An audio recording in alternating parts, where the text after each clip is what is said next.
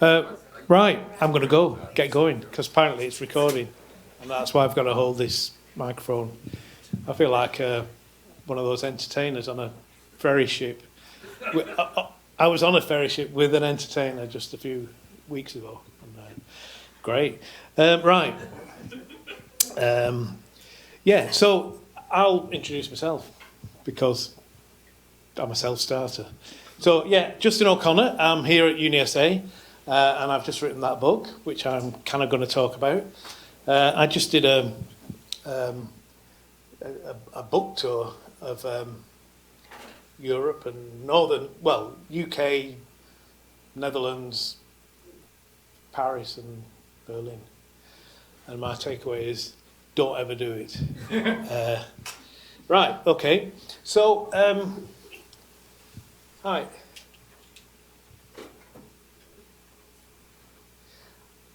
I'm going to start off with Whitlam. Later on, there's a book launch where it's more conversational, but I thought it'd be good just to do a bit of a,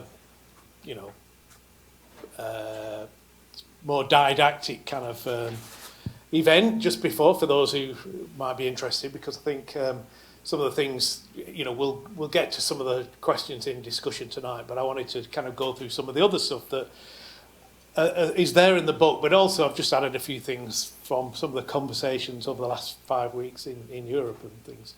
So but as we're in Australia here, start off with Gough Whitlam, and I don't have to explain who that is. I was using these slides in the UK, and nobody really knew who he was. But you all know who he is, and no, it doesn't need any introduction here. Obviously, founded the Arts Council and many other great things, radical upswelling of post-1960s Australian culture, etc., etc. But he, famously, he wrote to what was then called the Industry Assistance Commission, but now it's called the Productivity Commission, that had more or less just been set up. And he wrote to them saying, right, well, we've got this big programme of the arts. Can you give me a justification for public spending for the arts? And they wrote back and said, no, we can't, because there is no justification. And this is their famous judgment and on this, which I probably won't read out in detail. But he's talking about they are talking about the performing arts. But he says, yes, of course, there's psychologically, emotional, intellectual stimulation, etc., other forms of personal satisfaction.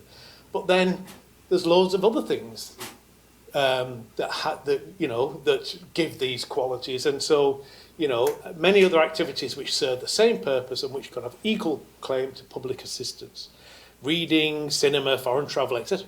It appears self-evident that once government assistance can be claimed for entertainment, the drain on resources would be endless.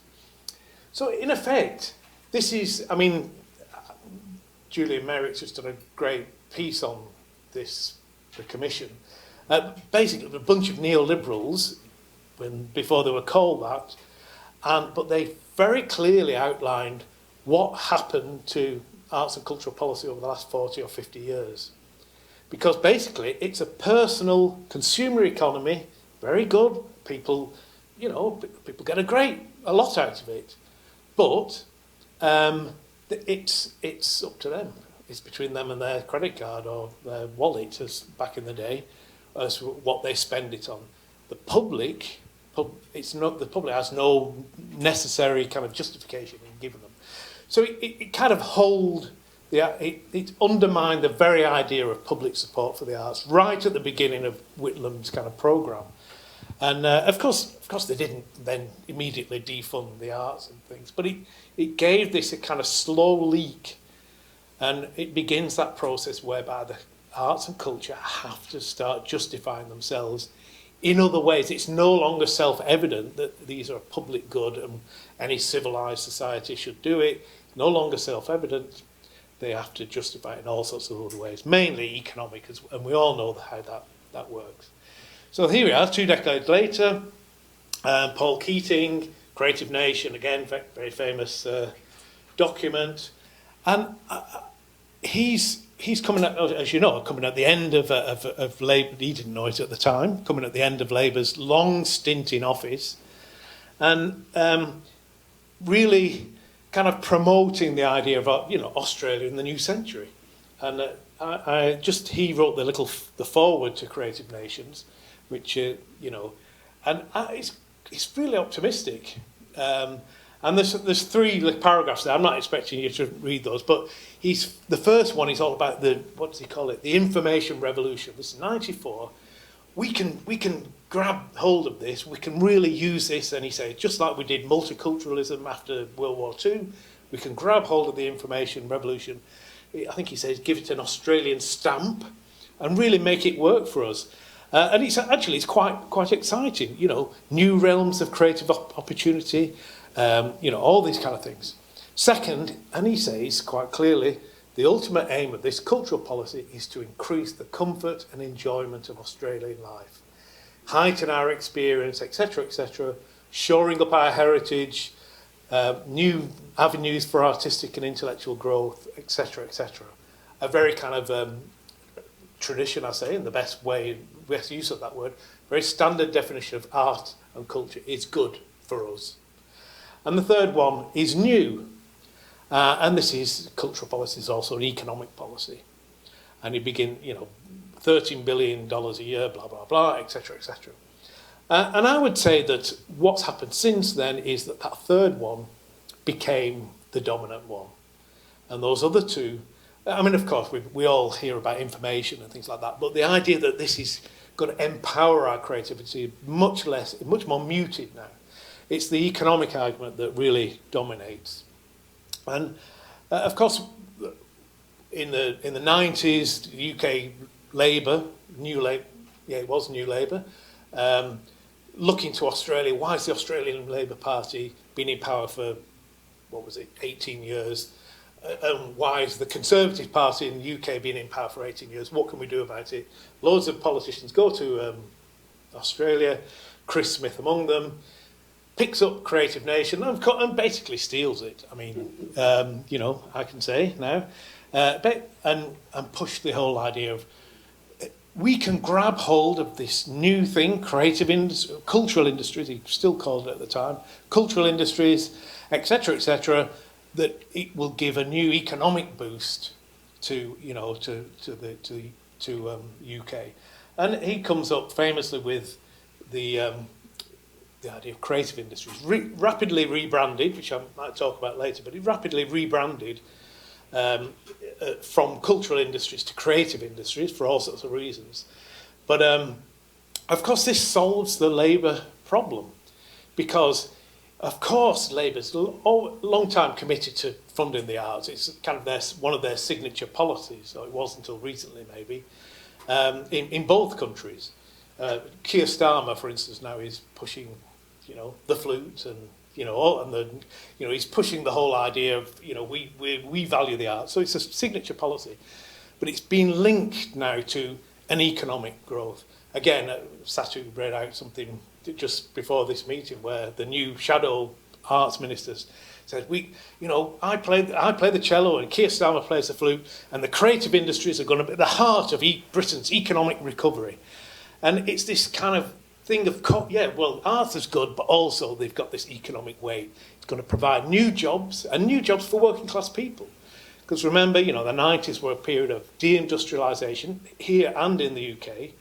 And here's this creative industries that both ticks boxes on creativity and democratic bottom-up popular culture, and it's got an economic kind of dimension to it. And they came up with this definition. And what's going on in here is kind of pretty. I won't go into it too much, but what we've got is a long-standing idea of cultural industries as part of the economy in some way, but also that they're now linked to linked to the dot-com boom as it was in the US. The rise of Silicon Valley from the mid-80s, really into people's consciousness, and so we've got this idea of industries with their origin in creativity, skill and talent, potential for wealth and job creation through the generational exploitation of intellectual property. Completely against most of it kind of the previous kind of cultural economic discussions of the cultural industries, how they actually work. They're not about individual creativity, they're about teams, they're about corporations as much as anything. And it's certainly not about intellectual property. Of course, intellectual property is in there, but the idea that the whole economy runs on that is kind of not true. Anyway, I want to talk in this lecture less about creative industries. I'll spend about 5 minutes saying bad things about them, but I want to move on, really. The big trick that they've done here is number 12 there, software and computing services, which after stroke added 46% to the employment figures. And I'm now branding it's going to be called the O'Connor constant, 46%, give or take 2%. When you see any figures, just chop that off, and you begin to get the ballpark there. So a massive increase in employment statistics around that. And it begins a whole 2 decades worth of this kind of stuff, which is all over the UK, but also, of course, via QUT and other kind of many academics actually in Australia, is introduced into the mainstream here. Economic win and cultural win-win. You know, what's good for one is good for the other, and vice versa. All that kind of stuff. As I say, I'm not going to go into too much, but one of the things, basically, first of all, the statistics are overblown, and I do like to do this, but it's pretty boring actually. But you know, but take the highlighted things. It says creative industries. This is 2020. This is the DCMS, the UK DCMS. Creative industries contributed 103 billion, accounting for 5.5% of UK GVA. But it was, although it fell, that's a pandemic, it was 25% higher in 2020 compared to 2010. Success story. I mean, 5.5 is a fair chunk of an economy, you know, pretty big. But then you look at, hang on. IT software computing services is the largest subsector by, it's 44 million. It's my constant again. Chop off 46%. This is GVA, not employment. You can chop off that. You can also chop off advertising and marketing. I'm not saying they're not cultural, but let's be clear about what we're talking about. So if you put IT and software and advertising and marketing in there, usually bits of design actually, which often include things like footwear and textiles, you can really begin to chop this down by a half, possibly by 60%. And when you get to this, and you get to this, where the cultural sector contributed 27 billion. So the cultural sector is actually it's something like a quarter of what was claimed, accounted for 1.4% of the UK GBA. Now, we're now in a different zone. And it says all subsectors apart from libraries and archives fell, The largest contribution to the drop were arts subsector and the film. Basically, and take my word for it, once you cut through all the gobbledygook here, you find that outside of IT and computing and advertising and marketing, the cultural sector has declined in employment and it's declined in GVA. So when you see, what's her name, Debonair, the arts minister of the UK, or other people talking about how this is going to power the UK economy, if they mean anything by it, they're talking about IT and computing. Well, and great, let's have an IT and computing strategy. That is not a cultural strategy. I just thought I'd throw this one in. I'm not going to talk about it, but this is based on the 4 last censuses that me and Ben Eltham did, anyway, that's just to show that maybe anticipating some of the debates tonight, Adelaide is the only real, along with Darwin, to lose cultural employment. And they've not gone into the countryside because Northern Territory at the top there has expanded, but both SA and Adelaide has gone backwards. Anyway, I'm not going to get into all that. So,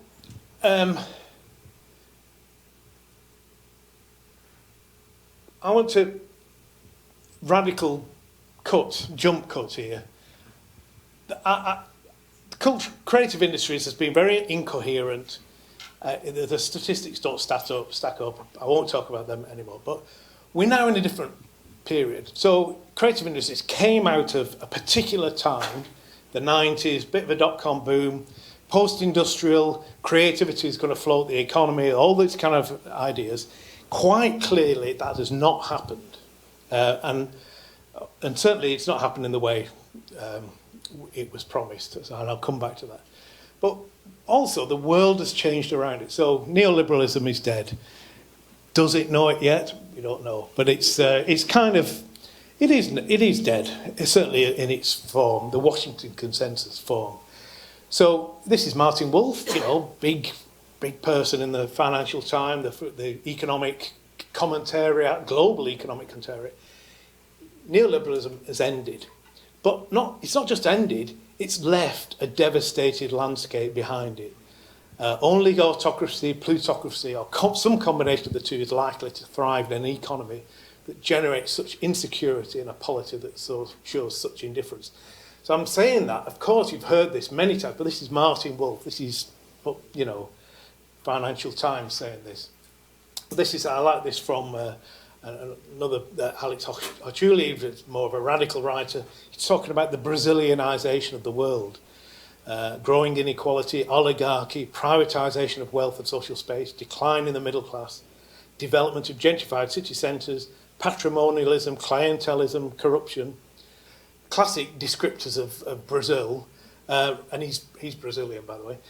Rather than see these as aberrations, we should understand them as the normal state of politics. And, well, who would argue with that at this moment? So we're in a different world. And one of the issues that's cropped up time and time again is that, it's like we've got this great market system, we've got this great capitalism going, it's producing all this wealth. Why is it suddenly lurching into crisis? One of the books that I used in my book, Nancy Fraser's book, was on cannibal capitalism, and very briefly she says, that capitalism is an economic system, but it relies on things that aren't necessarily capitalism to survive. So it relies on a social system, social reproduction. Workers have got to be educated, they've got to be fed, their nappies have to be changed at a certain point, they need to be educated, get out, and when they come in for work, somebody's got to have the tea on the table, etc., etc. There's a whole system that allows for social reproduction, without which there's no workers to do any work.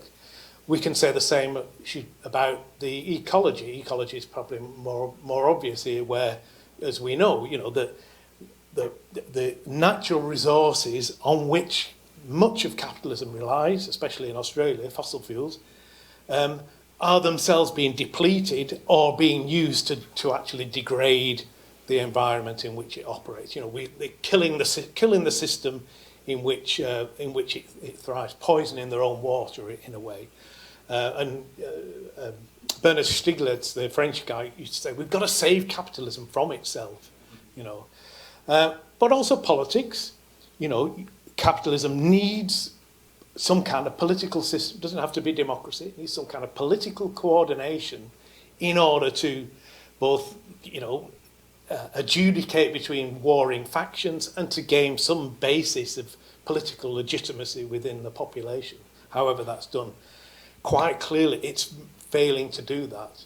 As we've seen over the last 20 years, there's people talking about the hollowing out of democracy. Colin Crouch talks about hollowing out of democracy.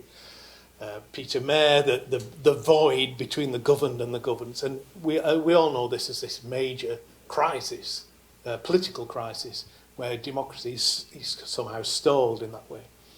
And I was interested in reading this. I was interested, well, what is the role of culture in this? What's the role of culture in this in this system? Is it an industry, or is it actually part of the social system?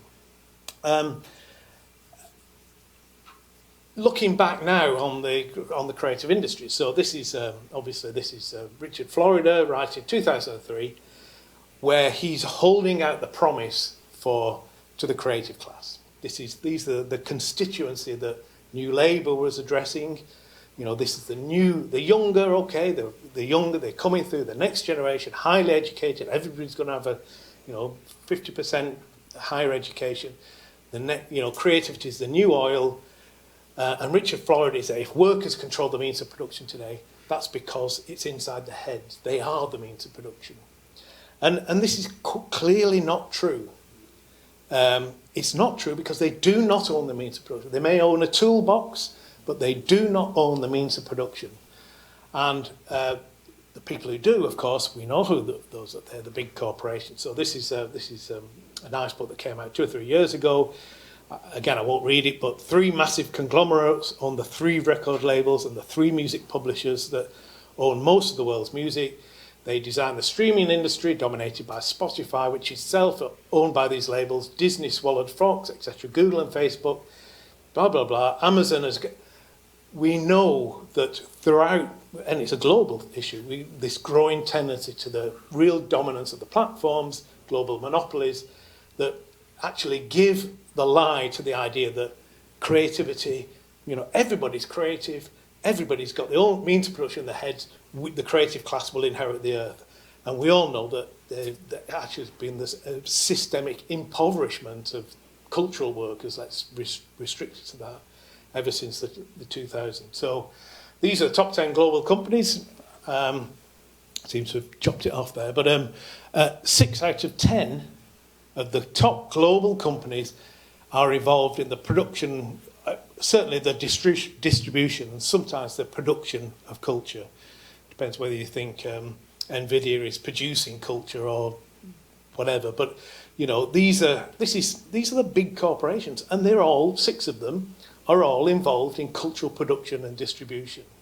How does that square with the democratic claims presented by creative industry, still created by creative industry? Somehow it's all about little SMEs and clusters of small creative people doing self-starting, and it's not true. And in fact, one of the things that I've always noticed about writing, certainly policy on the creative industries, is that they don't analyse the creative industries. It's always about advocacy. Look how much they bring you. Look at what they do. We're going to map them. But actually analysing, an industrial analysis, hard-headed analysis of where you are with the games industry in Australia or South Australia or film industry, that's never done within the creative industries paradigm.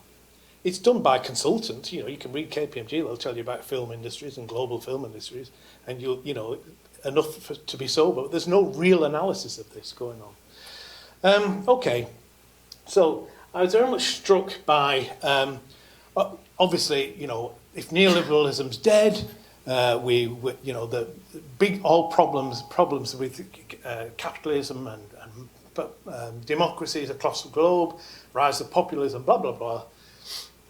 Accompanying that, of course, has been a kind of the rise of what we might call heterodox economics or post-GDP economics. Certainly those who wish to break out of a certain kind of neoclassical economics and a certain kind of framing whereby growth, as indicated by GDP, would float all boats, i.e. was the key to prosperity. And this, of course, happened a lot after 2008 for obvious reasons. Kate Rowe was the most obvious person. New York, best-selling book in whenever it was, 2016, 17. And basically, she starts to talk about, well, what's the purpose of the economy? The purpose of the economy is to make sure we have the social foundations in place, which she means decent water, food, energy, networks, housing, gender equality, social equality, a whole range of things, indicators whereby you would say, this is what we need in any decent society. And if we fall below that, then we're in trouble. And then she adds the ecological ceiling. We've got to satisfy those social foundations within this ecological ceiling. Because, of course, a lot of welfare state economics was predicated on a growth that, of course, is no longer sustainable in the way it was. But, of course, there we are. And she draws, as you might know, she draws very heavily. In fact, she more or less reproduces the United Nations Sustainable Development Goals. And neither Kate Raworth's nor the SDGs includes culture. So these were the Sustainable Development Goals negotiated in 2015, and no culture. And I was kind of involved in the process here. So UNESCO lobbied very hard for culture to be a standalone goal. And of course it didn't get up. And one of the reasons was that, well, there was many reasons actually, but one of them was that they went on the creative economy. Look, creative economy, it's essential to third world development. Remember? And they said, well, if it's an economy and it goes under 8, or it goes under industry and infrastructure, they failed to get the international development community to accept culture as anything other than something that could be fitted into any of these. That was a real failure. Now there's a big campaign for goal number 18, so for culture as a standalone goal, which I might talk about a little bit later.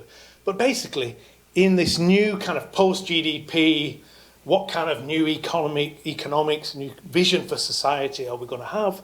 Culture didn't seem to be anywhere in there. So, we've got this shift towards refocusing economics on well-being, on social foundations, whatever you want to call it. The economics should serve people rather than some abstract indicators of growth. We've got this re-emergence of the state. And again, this is a huge, big topic, but I've just picked out Mariana Mazzucato, who's over in Australia 2 or 3 weeks ago in Melbourne and Sydney, I think. I don't know if she came to Adelaide, but she was here. And her idea is the state is not something that needs to get out of the way and let the market operate. Actually, the state has always played an active and positive and constructive role in developing markets. Her entrepreneurial state book talks about how the internet comes out, not of Steve Jobs in his garage, but actually comes out of massive investment in education, in military-industrial complex, not particularly very nice, but it's not startups. It's actually a state-led process. And she expanded out to the idea of missions, how sending the state can initiate big visionary projects that can bring the private sector with them. And especially in her view of the green transition requires a lot of state-led investment and visioning that will bring the private sector for her along with it. So it's not like let the market rip. It quite clear is we're not going to get a green transition if we just go via the market. We need the state. And this is pretty mainstream now. So the Biden's Inflation Reduction Act, billions and billions and billions and billions of huge amounts of money being spent on infrastructure, on green manufacturing, green manufacturing. Some of it's in chips, so high-tech innovation, but also pretty standard manufacturing as well. A whole kind of shift to basically an industrial policy that will be unthinkable in the last 40 years, in the 40 years following 1980s, which were predicated, neoliberalism was predicated on no industrial policy. So Bidenomics is bringing that in. And of course the EU is following. Albanese is, I think he announced something yesterday about, he's going to follow Biden, but on the cheap. The UK government, also on the cheap, are going to do some of this. So industry policy is back, the state is back in some ways. This is something I culled from a speech just a couple of weeks ago. Governments and policymakers, she's the shadow UK Chancellor. I recognise it's no longer enough simply to get out of the way, to leave markets to their own devices. We've got to recognise the security and prosperity of working people is integral to the strength of it, etc. So she's moving away. She says a new Washington consensus, I think, but she's moved away from the old idea of the Washington consensus. Markets are the most efficient. If you get growth, it will trickle down to the workers. They don't need protections. We just need them to be flexible and all these kind of things. it's a kind of an overturning. I mean, an overturning of the economic orthodoxy of the last 40 years. We'll see when she gets in power. I think things might change, but let's see. So this is what I was asking. What if culture was not seen as part of industrial policy, but as part of the social foundations or the social infrastructure? It's being called now. That which allows society and the economy, if you like, to function. So what does culture look like in that sense? So what if culture was public policy? And I say what if because up till the 1980s, that's what it was. Culture was that. That's where culture was. It was part of public policy along with those other things. And I would suggest that culture was one of the first privatisation, actually. Very early on. It was less visible than some of the others, like water and things like that. Certainly, it was among the first privatisations. And we can see why in the Industrial Assistance Commission. It's a private consumption economy. It's not something that we deal with. Okay, bit of art, bit of heritage, bit of that. But in the main, we leave it to the market. And in addressing this, I went to these people who are kind of fairly dour political economists. It doesn't help that they're Welsh. Sorry, that's not my ancestors are Welsh, but they reject GDP-based growth. There's many other people now. It's kind of standard now. Focus on the social foundations. Focus on the decommodification of services, because of course part of neoliberalism. I'll go back to that. It sounds like, let's make culture back at the. But all of these have been ravaged by privatisation and extractivism, rentierism, etc., etc. But so decommodification of services, repair of the social infrastructure, all these kind of things which are saying we need to act now. We need to act now in a situation of disrepair, of disruption, actually, and start to put it back together again in very practical ways. They're a very practical group. They're not saying let's have a revolution. They're saying what can we do to put it back together right now? Where does culture come in this?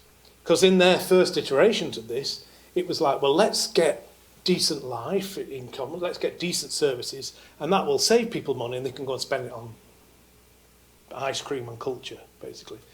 And I actually wrote to them, I said, I think you need to rethink that one. So that's kind of what I've been doing. Now, their description is, their approach is to break down GDP. And again, it's not rocket science, it's not some new thing, it's just pretty basic, saying, well, under GDP, what does that mean, GDP? Gross domestic product. We all know the problems of, what it's measuring. But they say, well, look, there's an economy of family and community, untraded gifts, care, etc. Material foundations, so the hard infrastructure, let's call it.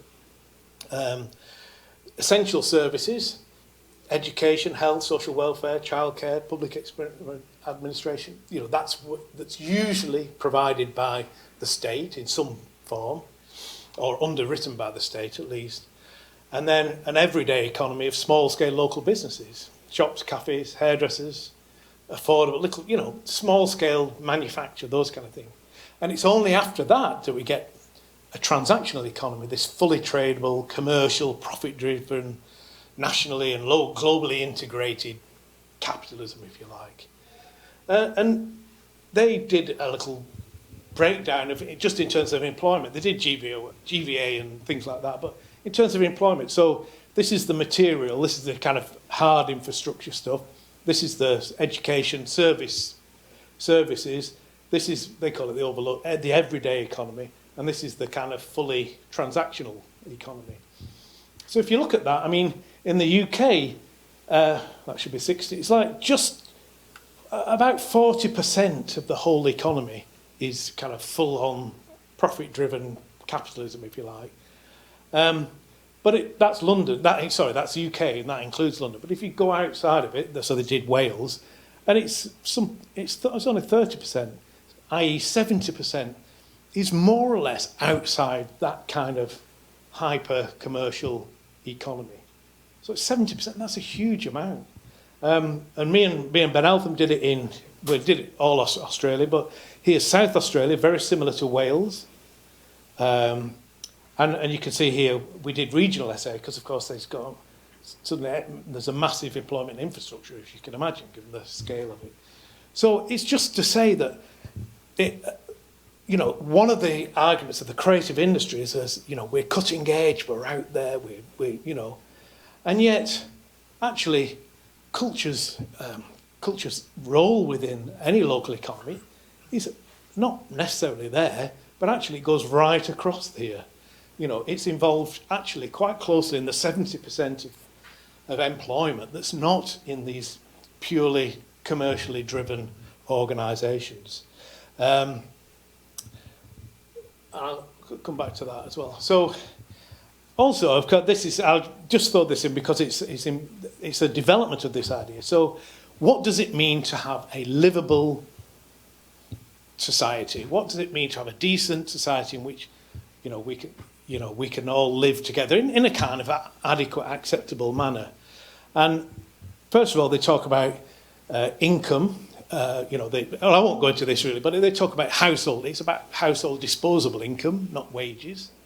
So it's no good having a high wage if you're paying on childcare, education, and commuting in long distances. They did a comparison of London and Wales, and although people had lower wages in Wales, many of them were better off because, in the sense of they had more disposable income, because they weren't spending all this stuff like in London. And we know that with rental things now. Where basically the economy has been used to pay loads of private landlords or mortgage companies. And we've got foundational services. So, of course, it's disposable income. What are the quality of the services, education, health, etc., etc. But also they introduced social infrastructure. And this was a new one. It came after the pandemic. And this was the idea, well, what are the spaces? What allows society to function? So it's not just about disposable income and services, but it's also the spaces of what they call the social infrastructure.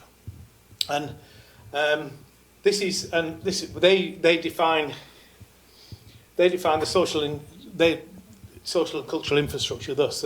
So they say it's social interaction, it allows for social interaction, physical recreation, creative expression. Pretty basic. There's been a lot of work now done by the Bennett Institute, and their definition of social infrastructure is those physical spaces in which regular interactions are facilitated between and within diverse sections of community, trust, reciprocity, etc. These physical spaces may be public and free to use, such as libraries, parks and youth centres, or they may be provided in commercial spaces, pubs, restaurants, and cafes, etc., etc. And, so that's what their view of social and cultural infrastructure is. Now, I just want to go back to this, because what we did was to try and say, well, using those same kind of things, hard infrastructure, services, everyday economy and transactional, what does culture look like there?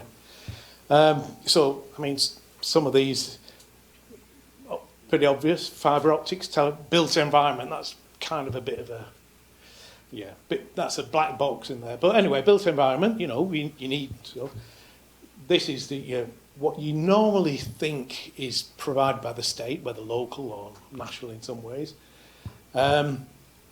These are the everyday economy. So these are the small-scale activities, private in the sense that they often don't get public support. Some public support, maybe a little bit, but mostly it's private, hand-to-mouth, gift economies. Some people are getting paid, a lot of people aren't. A lot of people should be in different job because they're losing money hand over fist running these things.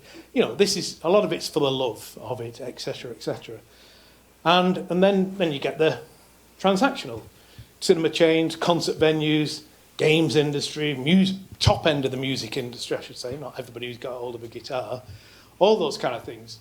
So that's really what it looks like. And this kind of mapping it's never done now. When we talk about creative industries, it's all agglomerated into a few figures and things like that. But actually, if you do properly map it, you realise they're operating in different dynamics, under different principles, different forms of public value. the standard creative industry script is move to there. Move to there as quick as you can. Scale up, make money, and even those that remain here, public broadcasting or library, act like you want to move there. You know, it's a new public man. You've got to be profitable, act like the private sector of things. And I think it's been a disaster. So what I'm saying is, like, well, let's move the other way.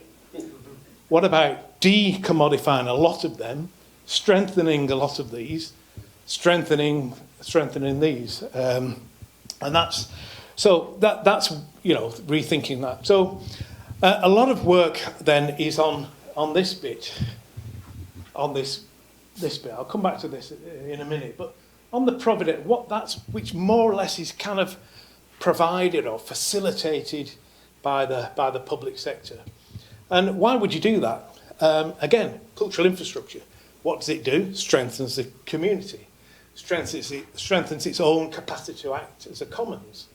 It's a site of citizenship. It's also a breathing space, provides a breathing space in which to imagine a future. So all these things are put forward as why cultural infrastructure, what it provides to society. And it's,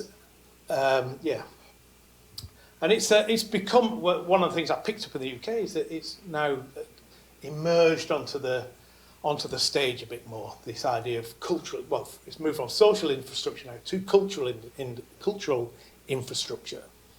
And of course it's come about because it's fallen to pieces. You know, one of the characteristics of infrastructure is, of all kinds, is it's invisible. You know, that's, you know, you turn on your kettle, you don't think about pylons and electricity generators and things like that, or you turn your tap on, you know, it's invisible, and that's good, it should be invisible, but it's not invisible when it's falling to pieces or when its environmental consequences are biting, as we all know.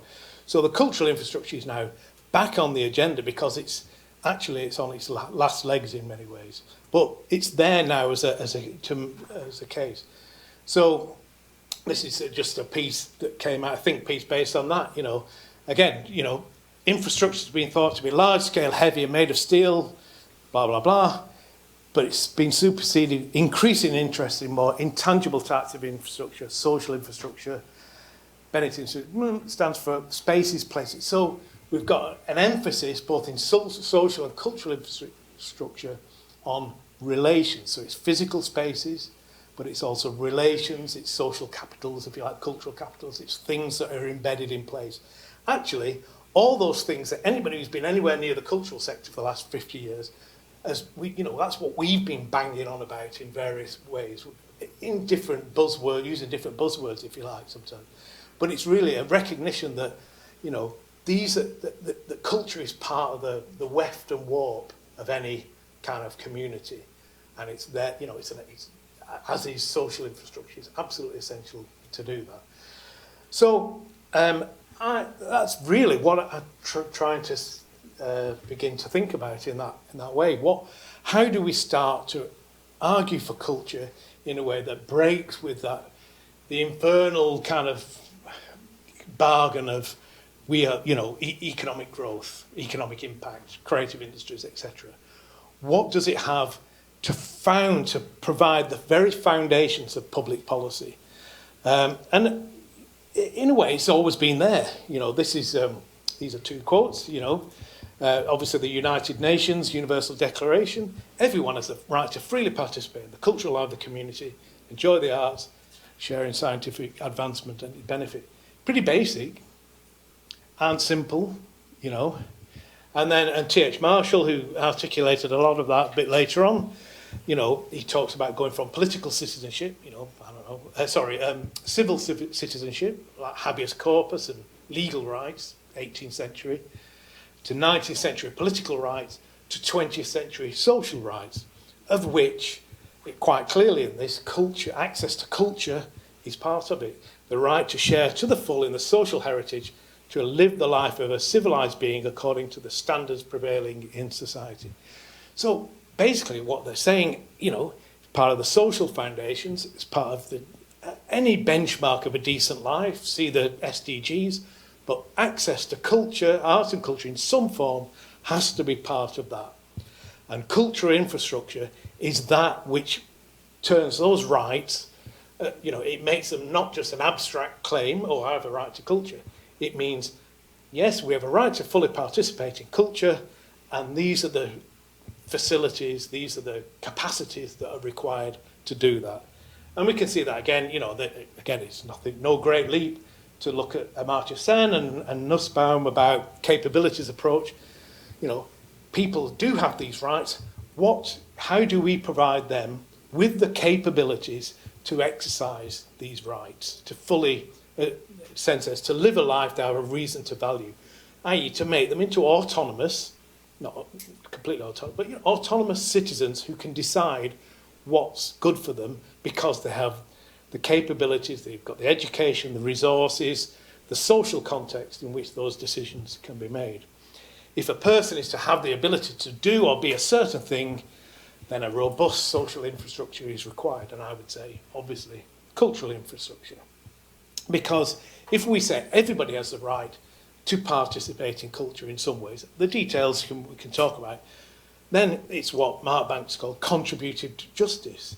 It's not just about representation of the creative industries and how unequal or not that might be, but what chances does each citizen have in whatever postcode or area to fully participate in culture? Now that would be a good mapping. How actually, what are the chances of somebody, in, I don't know, I won't identify an area, in Elizabeth compared to somewhere else and in the hills, what are the chances for them to, I don't know, learn and be a flautist or learn a guitar or speak a language or get into a library or do some art classes or do some dance class, whatever kind of, what chance do they have to access the music venues and et cetera, that kind of audit, not of participation like who's rocking up to the State Opera, but what is their life chances? How far are they able to exercise to the full that participation in culture, if they so want to, And part of that is we've been using this phrase quite a lot, that part of that kind of participation in culture, the exercise of a right, is actually what we might call its collective thing, or it should be seen as a collective thing. There are many individuals who have taken their own path through it, but it's also what we might call a communal luxury. There's something, I won't get into the theories around cultural public goods, but these are public goods, these are public provided, or the infrastructure is publicly guaranteed in some way, if not directly provided, and it's what we might call communal luxury. These are spaces where everybody has a right to access. Everybody has a right to take those, to participate. And this is just a quote from Kirsten Ross's book on the Paris Communards, Morris and that lot in 1871, where I think this is Emile Reclus, the radical geographer, saying everyone would have his or her share of the best. It's about, that's what communal luxury is. We all share it. Bread and roses won't go into that. Right, so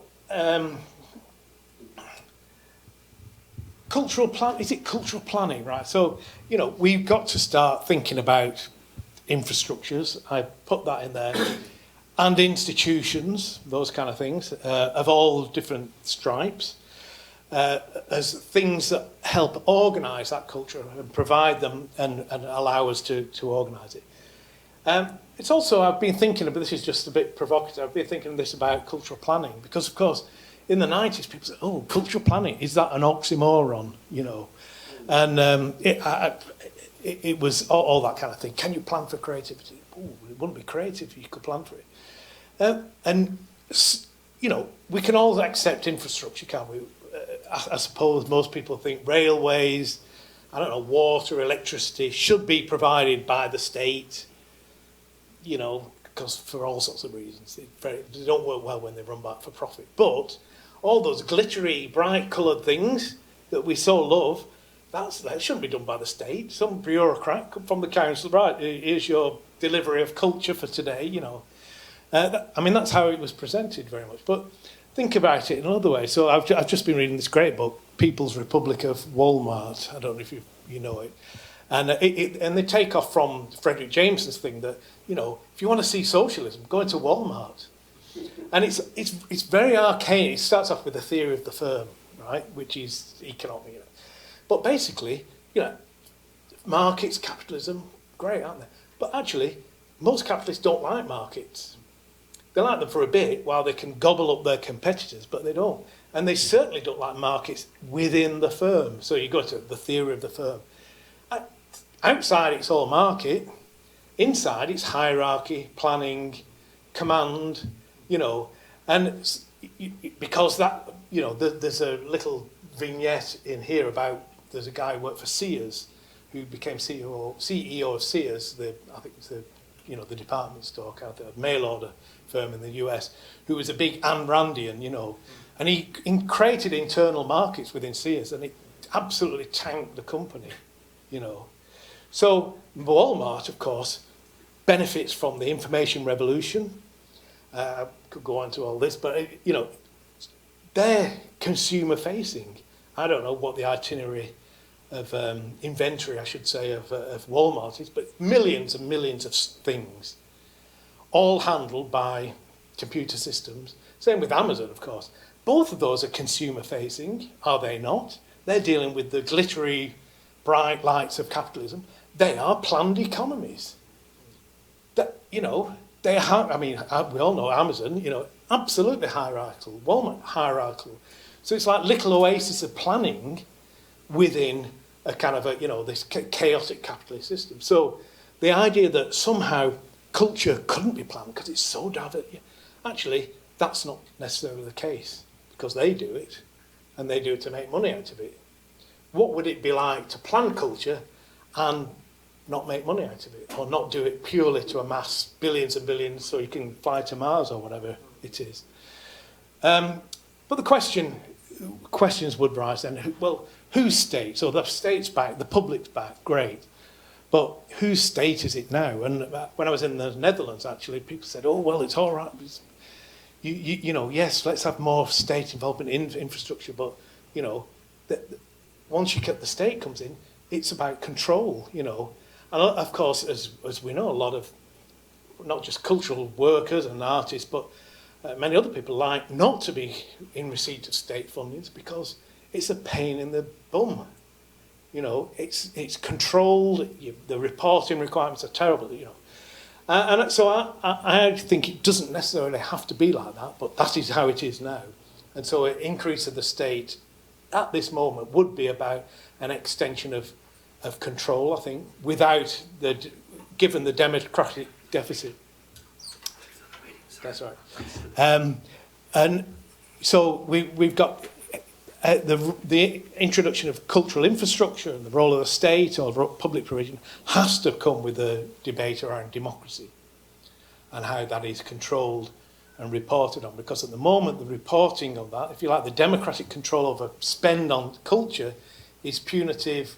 We all know that, you know, it's 5 pages per every dollar received. Whereas if you were in, I don't know, coal, it's just like a nod and a handshake, isn't it, really? And you know, have 20 million. No, we don't want, no, don't bother reporting. Go off and spend it. Anyway, so democratic, which jobs will it produce? So if you do have state taking its responsibility for infrastructure, is that more bureaucracy? Is it more of the professional middle class stuff? How do local people get involved in any expansion of cultural activity, cultural infrastructure? What capacities are required locally? So that it's not just democracy, it's how to involve a wider group of people in the deliver of that. Otherwise, it's just the patrimonial state, well, patriarchal as well, but patrimonial state coming back in. But also the scale, and this is really interesting because a lot of people think, when speaking about culture and infrastructure, they go local very quickly, and that's fine. The Greens do this all the time. Burn down the opera houses, give it all to the community centres, and you know some of that's fine. But there are things that should be local, and there are things that should be national. There are national institutions, I think, that are absolutely crucial. It would make no sense for them to be distributed. So, I mean, some of them are big archives, or think of the film libraries and film archives, but also things like public broadcasting. I mean, you know, I think the ABC should have regional outputs, but it's a national thing, but also global. And I've been involved with UNESCO and the UN quite recently about, you know, there are certain things that have to be done at a global scale in terms of the regulation of this trade, not least the you know, things like AI, of course, which is a global issue. So there's a question of scale that's not easy. And then, of course, which is the big one, whose culture, who gets to decide? And this would be a major stumbling block, I think, and it's something that needs to be debated. I'm not going to debate it here, but you know, how do we make the judgment on what is funded and what's not funded, what is given and what's not given? And I think that's a question we've got to ask. The answer for the last 40 years has been mostly, basically, a little bit bureaucrats, mostly the market, and I think that's, well, not satisfactory. But we've also got this everyday economy. So going back to the idea, this small scale everyday economy of little things, which of course makes up the vibrancy of most towns and spaces that we go to. You know, I mean, when you go to a place, it's this kind of stuff, the little venues, the record shops, the bits of the library, well, they're usually public, but, you know, bookstores and things like that. These are the things that make up the vibrancy of this place. So, you know, I'm not arguing for complete return to public subsidy. It's not possible, nor is it desirable, I don't think. But, you know, there is a role for markets, these small-scale markets, but we have to understand they're very different from the idea of capitalism, and I won't go into that, but, you know, Ferdinand Braudel, the great French historian, made a clear distinction between markets, which have existed for thousands and thousands of years, and capitalism, which has existed for 200 years. They're not the same thing. In fact, capitalism doesn't like markets for the most part. So we've got all these markets that are embedded, they're crucial to the fabric of the place, they're part of, you know, they're embedded in a lot of the social fabric, part of the creative energy of culture, and we must find ways, I think, to nurture these. And so I use the distinction in the book Railways and Sandwiches, which is from Tony Judd. You know, we might want the state to invest in railways, but do we want them to make the sandwiches? Which is spelled wrongly, I think. You know, so how do we deal with these small-scale local markets, if you like, ecosystems? You know, they're not SME clusters to be scaled up, but they're kind of moral economies. You know, there's this old idea of E.P. Thompson and Braudel talk about moral economies. Yeah, it's a market. But if the price of bread goes up too much, we're going to usually, you know, chop your head off or put it on a pike or something like that, or we have a riot. There are moral economies. So, I mean, I showed that picture of the Crown and Anchor, you know. It's a classic test case, you know. How can you expect, how do you protect something like that? How do you allow spaces like that? And I've been following it in daily. There's loads of these things about nightlife drying up in the city. Why? What's the process? And yet the government, we can't do anything about it. Oh, you know, it's market forces, etc. So there's, and again, the people in the UK, the Bennett Institute, they're saying, the social infrastructure, the cultural infrastructures have disappeared from cities. They have no explanation why that is the case.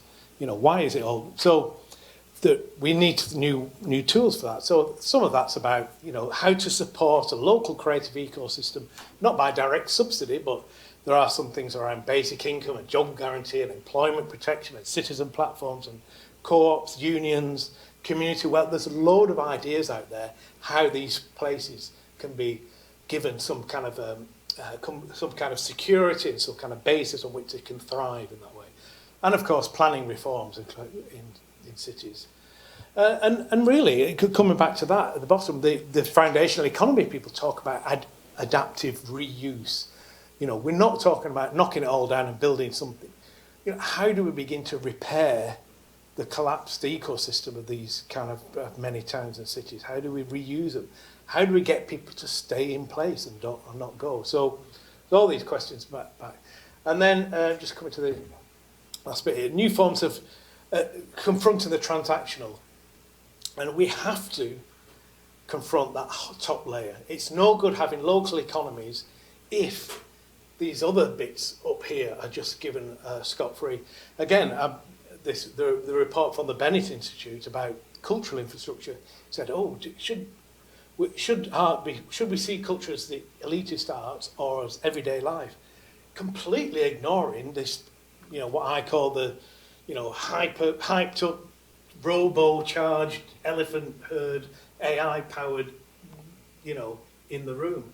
The whole of culture is absolutely dominated by, the platform companies, and that's suddenly disappears. We've just got elitist arts, people playing flute and going to the opera, bad. And then everyday life, where we go to community centres, good. And it's like, I find it really childish. But when you look at these, as we know, we've got these new forms of rentierism. These are not market. Amazon is not a market. If you listen to Varoufakis, he was at the Writers' Festival, wasn't he, the Greek finance minister, X. These are not markets. These are monopolies or monopsonies. It's forms of rentierism.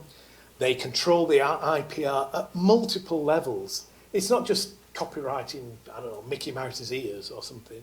It's little bits of software, micro parts of the software chain that any creative companies has to use, and they're patented it in the thousands all the way up the algorithmic chain. It's pretty incredible. It's really hard to break into there. We've got this reorganisation of global labour. We've got these very rich people, creators in certain parts of the world, New York, London, blah, blah, blah, who are making shitload of money there. Then you've got the subcontractive middle, kind of doing bits and bats here. And then, of course, the precarious lower rings. And you can see how that's not just in culture, that's right across the global supply chains. And again, it's what Varoufakis calls neo-feudalism, which I don't think is a coherent term, but it's symptomatic of, we've gone back somewhere. So, again,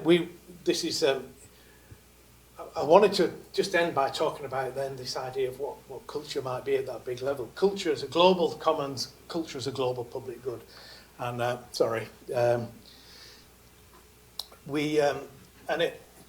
these last slides here, we've got, I like this was a John Peel lecture that he did in 2017, Brian Eno, the pop star, etc., or whatever he is now. And I thought it really struck me. We live in a culture that's changing so quickly. Probably a month of our lifetimes, there's as much change as there was in the whole of the 14th century. Whatever. But, none of us are expert on everything that's happening, so we need ways of keeping in sync, of remaining coherent. And I think this is what culture is doing for us. So he's introducing something else in culture, and it's something at that bigger scale, that, if you like, the not the local scale, not even the everyday economy scale, but at the broader scale of culture and what it does for our society. It keeps us coherent. What does it mean? Well, I just picked out some of these people who, of course, are dead, and we don't ever want to read them ever again. But there's Edmund Burke, the arch-conservative. Society is a contract between those who are dead, those who are living, and those who are to be born. Well, the foundation of modern conservatism. This is what he threw at the French Revolution. Or Confucius, talking about the rites of music. This is 500 BC. The rituals through which the social order is formed and sustained. The Latin roots of culture, collere, to till, to cultivate, to inhabit, to later expanded to be the nurturing of one's interests, spirit, and intellect. And again, Wang Hui talks about the Chinese concept of culture. Wen refers to natural patterns as well as the orders of rites of music. Hui connotes the developmental stages of birth, transformation, change. These are deeper ideas of culture that humans inhabit. It's about inhabiting, it's about relating to the past and passing to the future. And it's these that, to my mind, are being radically disruptive. We've got to reaffirm, I think, art and culture's role in modernity as actually essential for how societies hold together. And they're not just about rituals or social order. I mean, I was going back to of course, that sometimes are about social order, but they're also about individual and collective cultivation, of the growth and development, of resistance and rebellion, all those ideas that we have adopted in modernity, in a modern changing world. And I think it's asserting that role of culture, that essential role of culture, in a context where conservatives are no longer conservative. I was saying before, the right now, globally, the first thing they do is abolish culture ministries. They don't like art, they don't like culture, and they don't, whether it's Michelangelo or whether it's, some latest hip-hop phenomenon, they do not like it. It's something that's, it's something that promise of culture, that thing, that aspiration that art and culture articulate, and we think they articulate, is something that they find deeply problematic. And of course, on the other side, you have a look at where we are at the moment. These are just two books. Gilles Lipovetsky's book on hypermodern times, that fast-changing nature of modernity, Hartman Rosa's book about social accelerationism. We are now changing so fast, much more faster than the 14th century. We're now changing so fast that it's actually hard for people to actually get a grasp of where they are in hypermodernity. And I think it's in this that we also need culture. Culture is actually as a form of a breathing space, as a form of conservatism in some ways, not conserving the social order, but conserving any idea of a human social order. So I'm starting now to propose the idea of culture as a sort of collective ritual, or a set of collective rituals that we're all engaged with. The most important thing is that we've been together, not just the artists, but everybody, generating this huge, fantastic conversation which we call culture, and which somehow keeps us coherent and keeps us together. And that's a very broad definition, but it's, if we believe that that's somehow what culture does, and yet, for 40 years, we've handed over basically one of the biggest transformations of the human cultural sphere since Gutenberg, I suppose. Without being too grand, well, why not? Since the invention of printing, the emergence of the internet and those forms of digital communication, and we've handed them over to a bunch of sociopaths in Northern California. And that's a real problem, I think. And unless we confront that, I actually think we're lost, actually. I don't think, especially with AI. So anyway, that's my cheery up notes on that. Okay, thanks. Sorry.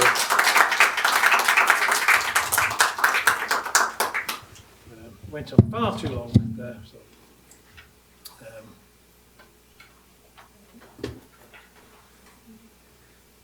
You can ask a question, but you don't have to. You can save that for later. Like, where's the air conditioning? Thank you. Robert Fidian and Tully Barnett and Julian Merrick, who you mentioned, got Lab Adelaide, of course, at Flinders.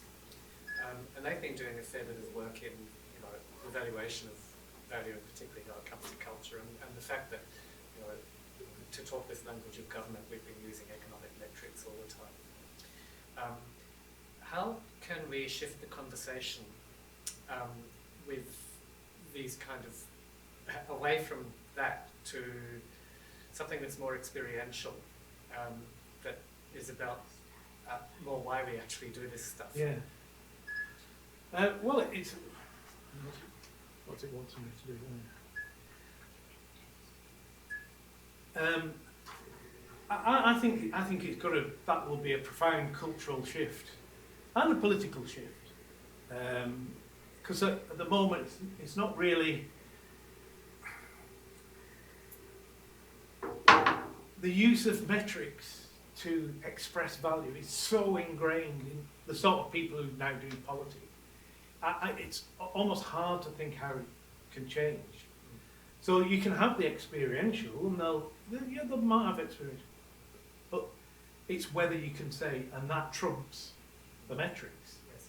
And because in most terms it doesn't trump the metrics. People talk about quadruple bottom lines, don't they? So it's economic, but social, environmental, and cultural. But if there's only one bottom line there, it's always that. So I think it's it will be it's kind of a large scale cultural shift, a cultural shift in our idea of culture, that we have to start asserting its value in a public space